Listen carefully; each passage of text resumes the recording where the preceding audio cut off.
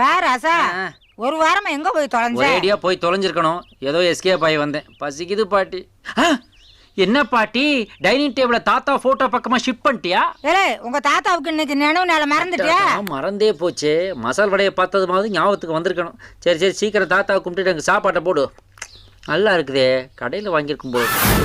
அவன் மறக்கலாம், நான் மறக்கிற மாதிரியா நீங்க பண்ணிட்டு போயிருக்கீங்க. வீட்டுக்கு காய்கறி போடுற பொம்பளையில இருந்து வீட்டை கூட்டுறது வரைக்கும் ஒருத்திய விடுறதில்ல. என் அக்கா தங்கச்சியை மறக்கணும் இல்லாம என் ஒண்ணு தக்காளியும் நீங்க விடல. உங்க தொந்தரவு தாங்க முடியாமத்தான் கடைசியில பாயாசத்துல வெச்ச வச்சு கொன்னு. பாட்டி, என்னடா நீ மனசுல நினைச்சது உண்மையா? தாத்தாவுக்கு நீ தான் பாயசத்துல விஷத்தை வச்சு கொன்னியா? ஆமாடா.